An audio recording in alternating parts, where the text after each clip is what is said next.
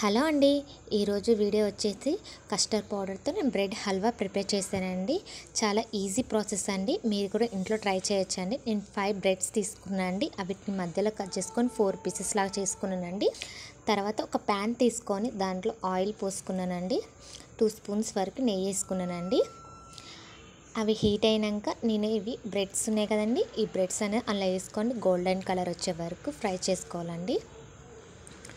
Golden colour వచ్చినాక మనం ఒక ప్లేట్లో తీసుకొని సర్వ్ చేసుకోవాలండి. అన్నీ ఇప్పుడు బ్రెడ్స్ ఉన్నాయి కదా, నేను కట్ చేసిన బ్రెడ్స్ అన్నీ ఇలానే ప్రిపేర్ చేసుకోవాలండి. ఈ పక్క పెట్టుకున్నాక ఒక గిన్నె తీసుకొని 500 ml వరకు పాలు తీసుకోవాలండి. చిక్కటి పాలు తీసుకోవాలి. అది బాయిల్ అయ్యే వరకు మనం పక్కకి కస్టర్డ్ పౌడర్ 2 స్పూన్స్ వరకు కస్టర్డ్ పౌడర్ తీసుకున్నానండి. మనం పచ్చి పాలు ఉంటాయి కదండి, ముందుగా ఈ 500 ml నేను గ్లాస్ వరకు పాలు తీసుకున్నానండి, పక్కకు పెట్టుకున్నాను. ఈ కస్టర్డ్ పౌడర్లో ఉండలు లేకుండా చక్కగా కలబెట్టుకోవాలండి.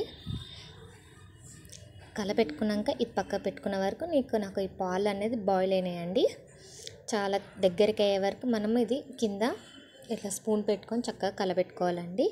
అట్లా ఒక 5 minutes వరకు కలబెట్టుకున్నాక నాకు 5 స్పూన్స్ వరకు షుగర్ తీసుకున్నానండి. ఇంకెక్కువ స్వీట్ తినేటోళ్ళు అయితే 6 స్పూన్స్ వరకు కూడా తీసుకోవచ్చండి.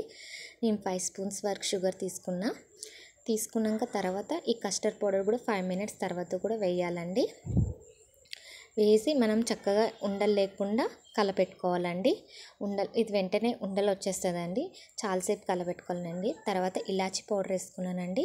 ఇది చల్లారినాక మన ఈ బ్రెడ్స్ అన్ని ఒక దాంట్లో తీసుకొని పైన కస్టర్డ్ పౌడర్ అనేది ప్రిపేర్ చేసుకున్నదంతా అలా వేసుకోవాలండి. దానిపైన బాదం అయినా కాజు అయినా వేసుకోవాలండి. అంతే అండి, రెసిపీ వచ్చేసి చాలా ఈజీ ప్రాసెస్ అండి.